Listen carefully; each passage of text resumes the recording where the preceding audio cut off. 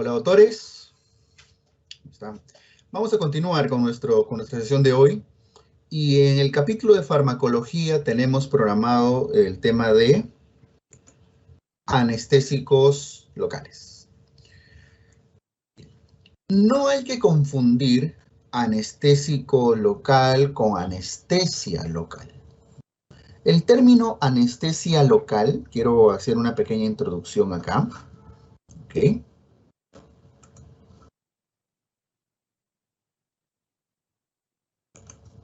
El término anestesia local en realidad no existe. Probablemente este es un término que hace referencia más que nada a un tipo de anestesia que no sea anestesia general y otra regional. Y cuando hemos hablado en unas sesiones previas de los tipos de anestesia, hemos dicho que existe la anestesia general, en el cual el paciente entra en hipnosis, ¿no? Z. Se le duerme al paciente, pierde la conciencia. Y el otro tipo de anestesia es la anestesia regional. Lo que pasa es que cuando hablamos de regional, usualmente nos referimos ¿a qué? Nos referimos a la neuroaxial.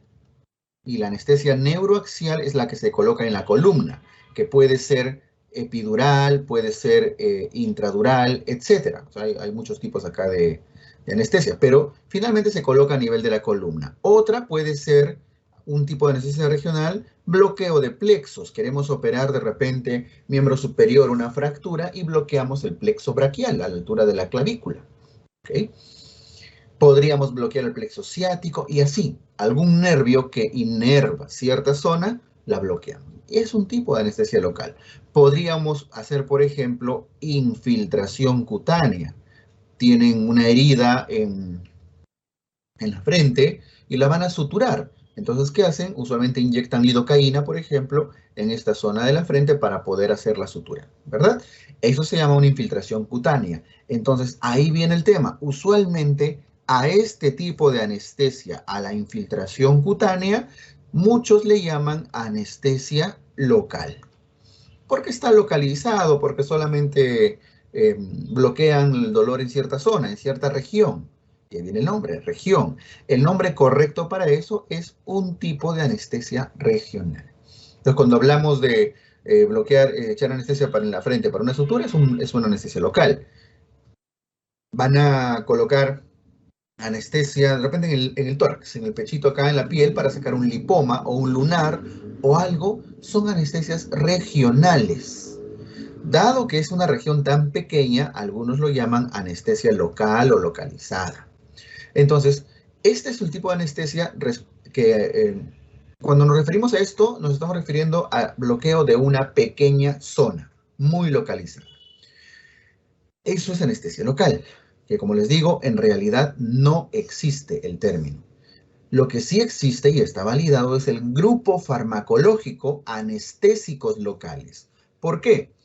Porque cuando hablábamos acá de anestesia general, nuevamente quiero regresar, ¿con qué fármacos lográbamos una adecuada anestesia general? Esto lo hemos visto en una sesión previa. Combinábamos hipnóticos, lo combinábamos con relajantes neuromusculares, lo combinábamos con analgésicos tipo opioides, ¿no? Y ahí está. Eso es lo que solíamos combinar, hipnóticos con relajantes, hipnóticos tipo midazolam, hipnóticos tipo sevoflurano, norflurano, etc. Relajantes neuromusculares como succinilcolina, rocuronio, becuronio y analgésicos opioides, ¿cierto? Entonces, estos fármacos son los que se usan para anestesia general, pero en la anestesia regional no usamos ni hipnóticos ni relajantes neuromusculares. ¿Qué usamos? Anestésicos locales como grupo farmacológico. Entonces, una cosa es la anestesia local como fármaco y otra cosa es la anestesia local como región a anestesiar, que suele referirse a una anestesia regional muy pequeña. ¿Está bien? Entonces, en esta sesión, ¿a qué vamos a hacer referencia? Al grupo farmacológico de anestésicos locales que se usan en diferentes tipos de anestesia regional, entre ellas la infiltración cutánea, el bloqueo de plexos, las anestesias epidurales, intradurales, raquídeas, espinales, etc. Las neuroaxiales en general, ¿ya? Entonces, aquí va a ir enfocada nuestra clase. Dicho esto, sabemos entonces a qué nos vamos a referir. Anestésicos locales como grupo farmacológico. Para esto quiero que recuerden que cómo es que se transmite el dolor. No vamos a entrar dentro de fisiología, lo que quiero es ver la conducción del dolor, más que el origen de las prostaglandinas y el estímulo, esto no. Es cómo se conduce. Una vez que se ha generado el estímulo doloroso, viaja a través de las fibras nerviosas, ¿cierto? A través de los nervios, a través de los axones, hasta las zonas donde se tiene que recibir el dolor. Ahora, viaja a través de diferentes tipos de fibras. ¿Y qué tipos de fibras existen? Un momentito, vamos para acá. Vemos que existen distintos tipos de fibras nerviosas. Existen las fibras tipo A, tipo B, tipo C. Incluso las A se dividen en A alfa, A beta, A gamma, A delta. ¿Y de qué depende ser A alfa, beta, A gamma, A delta, B o C? Depende, uno, del diámetro. Los A-alfa son los más anchos. Tienen 12 a 20 micrómetros de diámetro, sus axones me refiero. Y las fibras tipo C, va bajando hasta que las fibras tipo C van de 0.5 a 1 micrómetro. O sea, la milésima parte de 1 milímetro. ¿Ok? Entonces, por un lado el diámetro y por otro lado la cantidad de mielina. No solo son más anchos por diámetro, sino porque tienen también más mielina, y así va bajando a medida que bajamos estos, ¿no? Hasta que llegan las tipo C, que tienen muy poco o nada de mielina. ¿Y por qué es importante esto? Porque la mielinización de las fibras hace que la conducción nerviosa sea, uno, más rápida, porque va saltando, ¿no? Hacia estos nódulos, hacia esas zonas, estos valles, esas depresiones. En cambio, cuando no hay mielina, avanza lentito, lentito, lentito, lentito. Un poco de mielina, avanza un poco más rápido. Mucha más mielina, avanza mucho más rápido. Así que le da más velocidad. Y no solo más velocidad, sino también eso significa más especificidad. Entonces, transmite mejores sensaciones, mucho más específicos y más finos, y mucho más rápido también, por los saltos que dan, ¿no?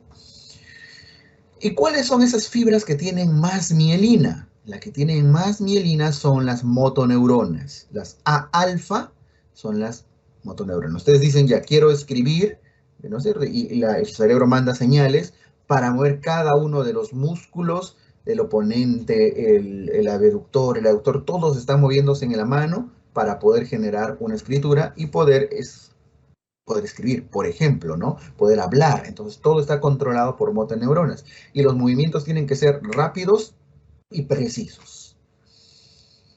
¿Y quiénes transmiten el dolor? El dolor es transmitido por dos fibras principalmente. Las fibras tipo C y las fibras tipo A delta. Vemos un ratito abajo.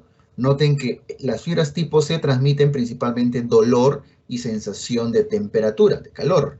Y arriba también la A delta también, dolor y temperatura. La diferencia es que las fibras tipo C transmitan un dolor principalmente de estímulo simpático, es decir, inespecífico. Es muy inespecífico. No sé si recuerdan ustedes, alguna vez han visto el tema de apendicitis. Rapidito nomás, ustedes saben que la apendicitis aguda, por ejemplo, se origina con un dolor, bueno, luego de la obstrucción y todo, su primer síntoma es un dolor inespecífico en el mesogastrio que luego genera migración a la fosa ilíaca derecha al punto de McBurney, ¿cierto? Esa es la teoría más conocida, lo que más conocemos, la migración del dolor. Lo que sucede es que en la apendicitis las primeras fibras que se estimulan son fibras simpáticas, fibras tipo C. Por eso genera una sensación del dolor inespecífico, que ni siquiera están seguros si les duele, si no les duele, si es un dolor en el epigastrio, en el esogastrio, mal localizado, etc. Es inespecífico.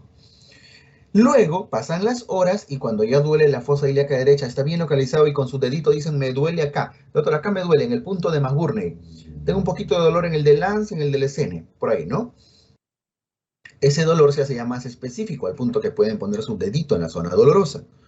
Esa es la fibra A delta, que tiene más mielina. Tampoco tiene tanta, porque la más mielinizada es la A alfa, la motoneurona.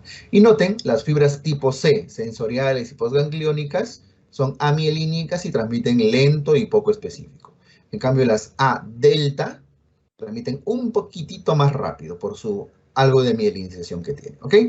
Entonces, las fibras más mielinizadas transmiten el dolor de una forma más rápida y más precisa. Las amielinizadas transmiten el dolor un poquito más lento. Ustedes dirán, ¿y esto qué tiene que ver con los anestésicos locales? Tiene que ver con el efecto farmacológico. ¿Por qué? Porque cuando uno usa anestésicos locales, vamos a poner la situación de que le van a sacar la muela. Ya vamos a ponernos, este va a ser el ejemplo con el que vamos a trabajar el día de hoy. Van a sacarles una muelita, su muela del juicio, su endodoncia, no sé, y van al dentista y el dentista ven que ya tiene sus cartuchos precargados, ¿no? Entonces agarran, le dicen, a ver, por ahí que les ponen un spray para hacer la finta. Dicen, no, es para que no te duele el pinchazo, mentira. Y le hinca con su agujita.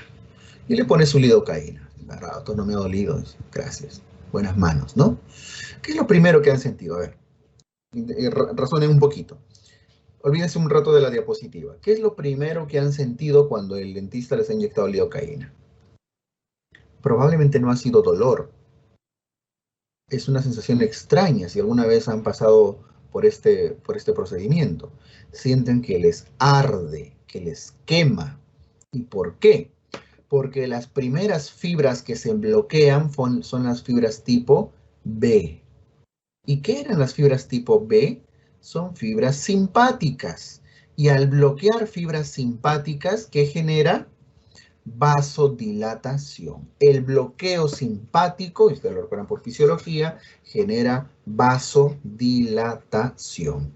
Y al generar vasodilatación, hay mayor flujo sanguíneo. Y al generar mayor flujo sanguíneo por vasodilatación, aumenta la temperatura y sienten que les quema, que les arde. Cuando ustedes, si alguna vez han hecho alguna sutura en emergencia y viene el borrachito que les han puesto probablemente su anestesia, su lidocaína y le han inyectado, ¿no? A ver, vamos a suturar tu heridita. Le inyectan y no se queja de dolor, siempre les van a decir, esto me arde, quema.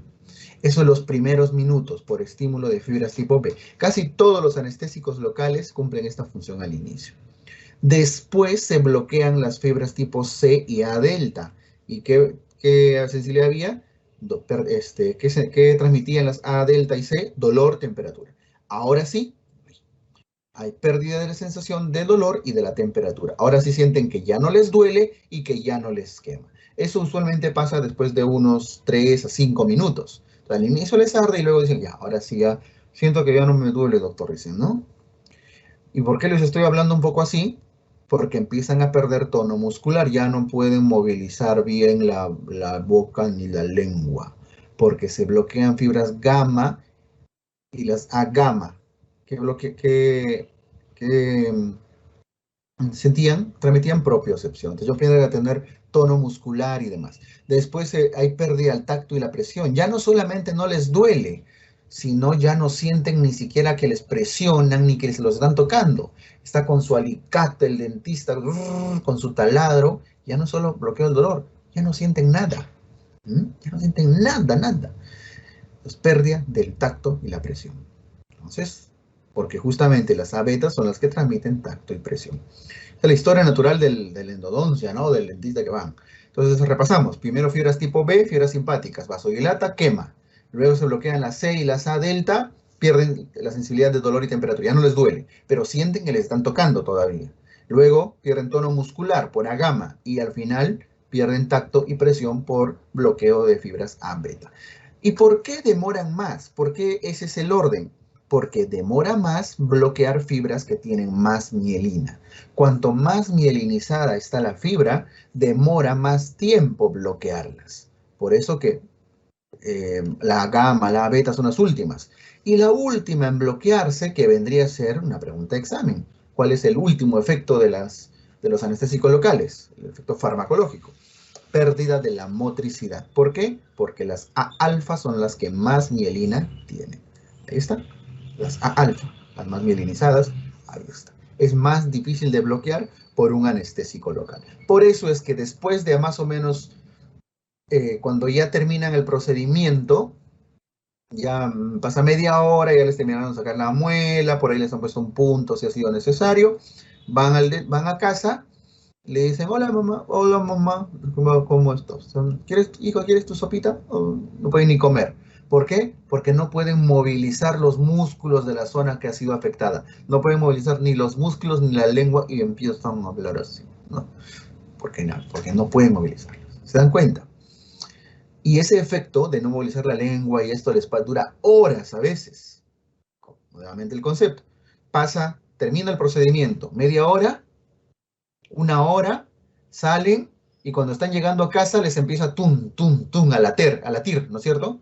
A latir, a doler. Y dicen, uy, ya pasada una hora y media, ya están tomando su pastillita de diclofenaco, su paracetamol, su naproxeno, lo que les hayan dado para manejar el dolor. Pero aún cuando le está doliendo, toman su fármaco, su AINE para manejar el dolor, todavía no pueden movilizar la boca e incluso sienten adormecido todo ese lado por horas, ¿cierto? Quienes han pasado por este procedimiento lo tienen claro, porque esa es la historia, cómo evoluciona estos procedimientos. ¿Ok? Entonces, ¿cuál es el concepto? A más mielina, más tarda en hacer efecto un anestésico local. Y al revés, la recuperación también sigue el mismo camino. Lo último en recuperarse es la motricidad. Lo primero en recuperarse es la pérdida de la sensación, a la temperatura, el dolor, luego el tono muscular, luego el trato de la presión. O sea, cuanto más mielina tiene, es más difícil, demora más recuperar las funciones normales. Pero en general, todo debe ser reversible. ¿Ok? Entonces está claro estas dos diapositivas, ¿no? Entonces, ¿se acuerdan de lo que hablábamos hace un rato? Anestésico local no solamente es lo que se coloca en la piel. El anestésico local es el grupo farmacológico que se puede usar en diferentes tipos de anestesia. Por ejemplo, en la infiltración cutánea, que es justamente lo que conocen muchas veces como anestesia local. En los bloqueos nerviosos, los bloqueos de plexos, lo que les decía, quieren operar el miembro superior, bloquean el plexo braquial. ¿Ok? Lo colocan a nivel de los plexos. Pueden bloquear espacios subaracnoideos con anestesias epidurales, con anestesias intratecales, etc. Es decir, las que atraviesan la dura madre. Si atraviesan la dura madre es una intradural, intratecal, etc. Si no atraviesan la dura madre es una anestesia epidural. Pero en todos estos tipos de anestesia están usando el mismo grupo farmacológico. ¿Cómo se llama? Anestésicos locales. ¿Ok? Entonces, ¿cómo es que actúan estos anestésicos locales? Hemos visto la conducción general del dolor, ¿no? O sea, depende de la cantidad de mielina. Pero en realidad es una transmisión de impulsos eléctricos. ¿Y de qué depende la transmisión de impulsos eléctricos? De la despolarización. Es como cualquier conducción nerviosa. Depende de la despolarización. Que la célula, en este caso la neurona, el nervio, se despolarice. Una célula en reposo, y aquí aplican las células nerviosas, en reposo, ¿cómo está? Polarizado. Polarizado significa con cargas negativas. Para transmitir una sensación, un estímulo nervioso, en este caso el dolor, debe despolarizarse. De cargas negativas debe pasar a cargas positivas. Debe despolarizarse. ¿Ok? Y luego se repolariza, luego se despolariza y sigue todo el ciclo. Pero para despolarizarse, para volverse positivo, necesita el ingreso de cargas positivas, porque el intracelular normalmente está en reposo negativo. ¿Y cómo es que el intracelular adquiere cargas positivas?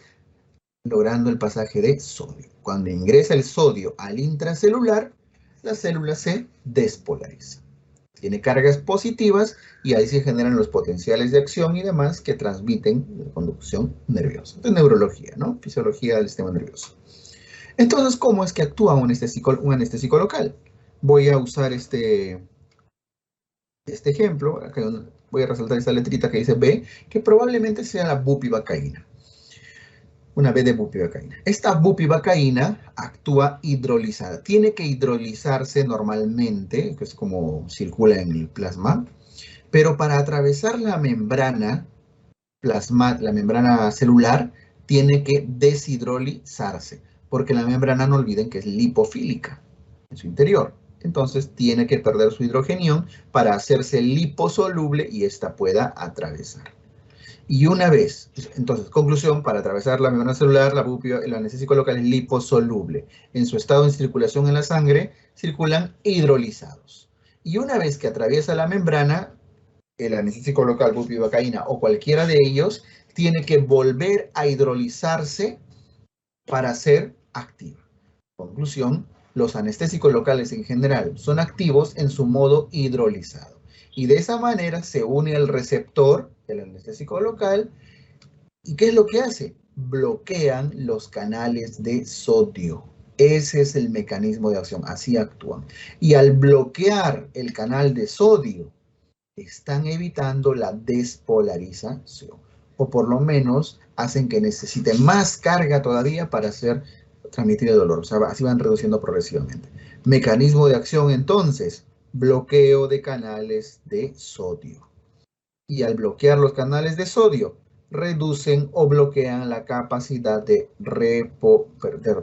despolarización. A veces hacen que esté más polarizado incluso, ¿no? Disminuyen la posibilidad de despolarización y de esa manera están evitando reduciendo la posibilidad de transmisión del dolor. Actúan a nivel de la membrana celular. Deben tener acción reversible, por eso que salen del dentista y vuelven a empezar a sentir dolor. La transmisión nerviosa tiene que volver a recuperarse. Tiene que haber una recuperación completa sin ninguna evidencia de daño. ¿Ok? Listo, aquí no pasó nada. Pasan las horas y es como si no hubiera pasado absolutamente nada. Sigue doliendo, tiene que doler. Entonces tienen que tomar AINES probablemente para ya continuar con el manejo del dolor. Ok, ese es el mecanismo de acción de los anestésicos locales. Todos tienen un mecanismo muy similar. Ese es el concepto, bloquear canales de sodio. Ahora, los anestésicos locales usualmente se agrupan o se clasifican en dos familias. Están los anestésicos tipo éster y los anestésicos tipo amida. Toda molécula de anestésico local tiene dos polos. Un núcleo aromático, este de acá, molécula 1 y molécula 2, y tiene un polo amina. Uno de ellos es hidrofílico y el otro es hidrofóbico. No viene quedando el caso. Y tienen una cadena hidrocarbonada que según el número de carbonos que tenga va a depender también del tipo de molécula del que estamos hablando. ¿Ya? Son los componentes normales. Parece como una estación espacial, ¿no? Tiene sus bloques. Bloque 1, bloque 2, bloque 3. Ambos polos, núcleo aromático con amina y al centro la cadena hidrocarbonada. ¿Pero qué es lo que lo divide? La unión, lo diferencia, perdón, el tipo de unión. Puede ser una unión tipo éster, que es un carbono con su oxígeno unidos a otro oxígeno, o puede ser un enlace tipo amida, ésteres o amidas. De ahí vienen los grupos farmacológicos. Las que tienen éster como el tipo de enlace forman parte de las moléculas de los anestésicos locales tipo éster. Y las que tienen un enlace tipo amida forman parte de las moléculas del grupo amida, de la familia de las amidas. Ahora, la diferencia entre estas dos es la siguiente. Voy a poner acá el 1 y el 2, ¿ya? Para seguir el orden que tenían ahí arriba. Los ésteres, o sea, las moléculas que tienen enlace éster, son usualmente más inestables. ¿Por qué? Porque los enlaces tipo éster son muy frágiles. Son bastante frágiles. Viene un hidrogenión acá, 1 o 2 hidrogeniones, hidroliza el agua, forma OH, forma H2O, y al final se libera, al final se rompe. se rompe con mucha facilidad. Y para romper un éster, ¿qué van a necesitar? Una esterasa. Es muy inestable. Y esterasas hay donde, principalmente en el plasma. En el plasma hay principalmente pseudocolinesterasas. Entonces, es una molécula inestable, fácil de romper. Y en el plasma, al haber pseudocolinesterasas, eso hay que apuntarlo, pseudocolinesterasas plasmáticas, degradan este éster y liberan metabolitos. El metabolito más común que liberan los heces es el P-aminobenzoico, y todos sus derivados, ¿no? P-aminobenzoico. ¿Y qué sucede cuando una molécula libera sus metabolitos en la sangre, que es donde se está metabolizando? No debería ir hacia el hígado, pero como es tan frágil, encuentra una pseudocolinesterasa, la rompe y pum, listo. Esos metabolitos que se liberan a la sangre forman muchas reacciones anafilácticas, efectos adversos y alta toxicidad. De ahí viene el hecho que los ésteres son hoy en día menos usados. No están contraindicados, se usan, pero con menos frecuencia. ¿Ok? Entonces, moléculas inestables en solución, degradación plasmática, liberan metabolitos en gran cantidad y eso hace que sean altamente tóxicos. En cambio, las amidas son moléculas que son más difíciles de romper, por lo tanto son muy estables, tanto en solución como en el plasma. Y para degradarse, no basta con simples pseudocolinesterasas que estén en la sangre. En el plasma necesitan una degradación hepática, un metabolismo hepático. Y ahí sí van a encontrar las enzimas que las van a metabolizar. Por lo tanto, al no liberar sus metabolitos en el plasma directamente, tienden a ser menos tóxicos. Por lo tanto, son los que hoy en día se usan en mayor frecuencia. ¿Okay? Los ésteres se evitan, se usan poco en anestesia que vaya a ser sistémica, inyectada en zonas raquídeas o infiltraciones muy profundas. Generalmente los ésteres están más usados hoy en día como anestésicos tópicos, ¿no? Geles, cremas, sprays, etc. Ahorita vamos a ver eso. Pero esa es la diferencia de los ésteres y las amidas. Por lo tanto, los que usamos hoy en día son más amidas. Y aquí tienen los grupos, los representantes de cada uno. De hecho, que los ésteres son más antiguos, ¿no? Nacieron básicamente ¿de quién? De la madre de todas, de la cocaína. Y de la cocaína se sintetizó después la tetracaína, la procaína, la clorprocaína, la benzocaína. La mayoría de ellos todavía se usan principalmente en anestesia tópica, lo voy a poner. Sobre todo en gel, en sprays. La benzocaína incluso, no sé si ¿se recuerdan cuando han usado sus sprays? Te dan con faringitis, con un dolor faríngeo, un dolor por una faringitis probablemente. Hay unos sprays que usan y le echan a su faringe para calmar el dolor. No desinflaman, simplemente alivian, son anestésicos, ¿cierto? Lo asocian a un corticoide a veces para desinflamar, pero la función es esa. O cuando están jugando un partido de fútbol, les golpean y tienen un dolor un dolor muscular, qué sé yo, es un spray, un anestésico para aliviar ciertos dolores de las contusiones, de los golpes. ¿Ok? Benzocaína. Igual, los demás también, la procaína, tetracaína, etc. La misma cocaína todavía se usa como en parches dérmicos, parchecitos cuando hay contusiones, fracturas costales, por ejemplo, todavía se usa cocaína como para aliviar dolor, pero de una forma no sistémica, sino muy superficial, muy tópica. Y los representantes de las amidas son los más conocidos, ¿no? Lidocaína, bupivacaína, levobupivacaína, mepivacaína, ropivacaína, todas las vacaínas. De hecho, los representantes acá y que se usan mucho más son la lidocaína y la bupivacaína, pero no son los únicos. Todos los nombres se parecen. La prilocaína, tengan cuidado con esto, porque la prilocaína es un anestésico que su nombre incluso podría confundirse con el de la izquierda, con procaína, ¿no? Pero es una amida. Se usa sobre todo en anestesia dérmica, también tópica, superficial, mucho. Entonces, recuerden, a la lidocaína y la bupivacaína. Ya no les voy a repetir cómo es que actúan, por eso hemos empezado haciendo una introducción al mecanismo de acción de prácticamente todos. La lido y la bupi. ¿Cómo actúan? Bloqueando canales de sodio, ¿cierto? Tienen acción reversible. ¿Dónde se metabolizan? En el hígado. Ya está. O sea, los conceptos generales ya están. Quiero que veamos unas diferencias. Primero, respecto al tiempo de duración, pero ojo, duración analgésica. La lidocaína dura un promedio de 30 a 60 minutos, a veces un poquito más, pero en promedio 60 minutos. Pero nuevamente insisto, de bloqueo analgésico. ¿Por qué? Porque probablemente, vuelvo al dentista que les atendió, ya han salido de termina la anestesia, toman su taxi, llegan a casa y ya les está doliendo, ¿cierto? Pasa rápido el efecto y tienen que tomar sus AINES, incluso apenas salen del procedimiento.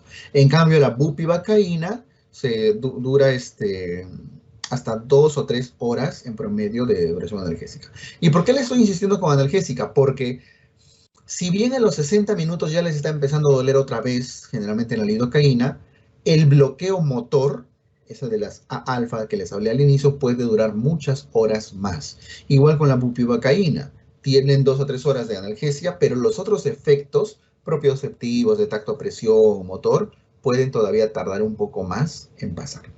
Entonces, siempre acá hace referencia a duración de bloqueo analgésico. ¿A qué concentraciones se usan?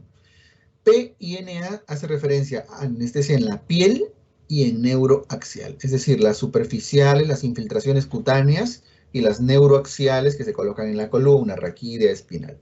Los de la piel, la anestesia en la piel, la lidocaína en la piel se coloca al 1%. Y aquí tienen que tener cuidado, porque la mayoría de fármacos de lidocaínas en el mercado vienen al 2%. Eso es lo que venden en las farmacias. ¿Okay? Al 1% es raro que se consiga. No es común al menos. Los dentistas sí tienen sus cartuchos de lidocaína al 1%, ya está preparado. Por eso vienen cartuchos preparaditos. No están jalando de una ampolla. No han visto eso usualmente. Ya están precargados con su aguja y todo. Lo ideal es al 1%. Al 2% es para la columna, anestesia raquídea. Igual con la bupivacaína, en la piel, si van a usarla, se infiltra al 0.25%. Y en zonas neuroaxiales al 0.5%. Si lo que han conseguido en la farmacia es al 2 o al 0.5, lo único que tienen que hacer es diluirlos. Por lo tanto, si van a hacer una sutura en cara, en brazo, qué sé yo, de una herida, y lo que tenían era lidocaína al 2%, tienen que diluirla a la mitad, ya con suero fisiológico o algo similar. ¿Ok? Ahora, no son tampoco completamente seguras. Si bien les he dicho que las amidas en general son moléculas farmacológicamente más seguras que los ésteres para usos sistémicos, igual pueden tener toxicidad. Y la toxicidad de la lidocaína es principalmente a nivel nervioso. Generan neurotoxicidad. Son neurotóxicas, sobre todo a altas dosis. Y la bupivacaína puede generar cardiotoxicidad. ¿Qué tipo de cardiotoxicidad? Puede, sobre todo, arritmias. Y a pacientes arrítmicos ya los puede incluso complicar. Genera alteraciones cardiotóxicas. ¿Ok? Existen muchos fármacos, como ven acá. Ipobar, tetracaína, lidocaína, bupivacaína, etc. Desde el punto de vista de su peso específico y varicidad y demás, tienen ciertas características farmacológicas como densidad, peso específico, variedad, pero esto depende. Este concepto influye en la anestesia regional, la que van a colocar en la columna. Por eso dice, respecto al agua y respecto al líquido cefalorraquídeo, ¿cuál es su relación de densidad? ¿Cuál es su relación de peso específico? ¿Cuál es su relación de varicidad? ¿Cierto? Y existen fármacos hipováricos, o pueden decir hipodensos, ¿no? Isobáricos o isodensos e hiperváricos. Los hipováricos son los que respecto al líquido cefalorraquídeo tienen menos peso específico, menos densidad. Por eso dice 0.998, 1. etc. ¿No? Son menos, pero nos interesa sobre todo con líquido cefalorraquídeo. ¿Cuál usamos? Existen de todos, ¿ah? Existen fármacos hipováricos, isobáricos, hiperváricos. Los más seguros los más seguros para evitar movilización en el líquido cefalorraquídeo por diferencias de densidad o de peso específico son los isobáricos. Isobáricos. Isobárico significa que tiene la misma densidad el líquido cefalorraquídeo, la misma densidad y el mismo peso específico que el líquido cefalorraquídeo. ¿Cuáles son? Por ejemplo, la lidocaína al 2% en agua. Por eso, al tener la lidocaína al 2% en agua, tener la misma varicidad que el líquido cefalorraquídeo, es justamente por eso la que se usa en la anestesia neuroaxial, al 2%. Igual a bupivacaína al 0.5%. Ahí están viendo, bupivacaína al 0.5% y lidocaína al 2%. Son los fármacos con más isobaricidad, por eso son los que se usan más en anestesia raquídea. Sobre todo la bupivacaína, pero ya por un tiempo de duración, ¿no? Dura más su efecto. Y se supone que si van a poner un anestésico en la columna vertebral raquídeo-espinal es porque van a necesitar horas de analgesia. ¿Ok? Solo para que las conozcan, porque no las van a usar probablemente, existen los hiperbáricos, lidocaína al 5%, y todavía tienen que hacerlo en dextrosa al 7.5%, ni siquiera al 15%. Existen bupi a más concentraciones al 0.75%, en dextrosa al 8%, etcétera, que tienen sus usos en otro tipo de cirugías. ¿Por qué es importante esto? Porque de acuerdo a la posición del paciente, ya sea en posición Fowler o Trendelenburg, cuando ustedes colocan una ampolla, un anestésico local en zona raquídea o espinal, se va a movilizar y eso va a depender de su densidad o su peso específico respecto al líquido cefalorraquídeo, con el riesgo incluso de que llegue al sistema nervioso central muy rápido y pueda generar alteraciones, ¿no? Neurológicas. Por eso la posición del paciente es clave. Para que la posición, el peso, la talla no sean un problema, usualmente por eso usamos fármacos isobáricos. Son tan densas como el líquido cefalorraquídeo y tienden a permanecer en el nivel de inyección. Donde han inyectado, ahí permanece el fármaco. Por lo tanto, si ustedes quieren bloquear las raíces, se me ocurre ya L4. Entonces inyectan ahí, ahí se va a quedar el fármaco en la columna. Igual acá, por ejemplo. No va a estar ni decantándose ni flotando hacia arriba. Por lo tanto, es mejor siempre usar isobáricos. ¿Ok? La toxicidad, ya hemos visto, pues son neurotóxicos y los neurotóxicos, sobre todo la lidocaína, pueden tener toxicidad sistémica, reacciones anafilácticas, esto todos en caso haya alergias. Pueden ser neurotóxicos, nuevamente la lidocaína, o pueden ser cardiotóxicos, sobre todo la bupivacaína. Bien. Las manifestaciones clínicas de toxicidad por anestésicos locales tiene 3 fases: prodromos, fase de excitación y fase de depresión. Los prodromos, o sea, ¿qué es lo que anuncia que viene en camino un cuadro de intoxicación? Sabor metálico. Sienten así un sabor raro, ¿no? Entumecimiento peribucal, acúfenos, escuchan soniditos, alteraciones visuales, escotomas, ¿no? Si se dan cuenta, alteraciones del gusto, el olfato también, del oído, alteraciones visuales, son alteraciones de los sentidos, los primeros que empiezan a alterarse. O sea, de pronto ustedes están suturando y han usado lidocaína o bupivacaína y el paciente les dice: doctor, tengo un sabor raro, ¿no? ¿Qué será, no? ¿Será el trago que has tomado, ¿no? El alcohol, no lo sé. Y al rato, pasa un rato y el paciente empieza a agitarse, a tener temblor, fasciculaciones, a excitarse bastante, incluso puede llegar a convulsionar en ciertas situaciones muy severas. Ahí ya es peligrosísimo, porque de ahí nomás ya viene la fase de depresión. Pues primero son alteraciones de los sentidos, no pasa nada todavía y ahí debería actuarse, empieza a excitarse y luego depresión, que se deprime todo. Sistema nervioso central, cardiovascular, y eso puede llevar al coma, arritmias cardíacas y muerte. Entonces lo ideal es reconocerlo acá, ¿no? En la fase de prodromos para actuar. ¿Ok? Muy bien. Con eso terminamos, doctores, la sesión de anestésicos locales. Entonces, como se dan cuenta, aquí lo más importante es que entiendan, primero, cuál es la diferencia, ¿no? De anestésicos locales, cómo es que actúan según el tipo de fibra, cuál es la cronología, el bloqueo, el mecanismo de acción. los grupos farmacológicos, ¿no? Y los representantes. Hoy en día lo que usamos más son amigas. Muy bien, doctores. Esto ha sido todo por hoy. Muchas gracias. Espero que les sirva la sesión. Hasta la próxima oportunidad.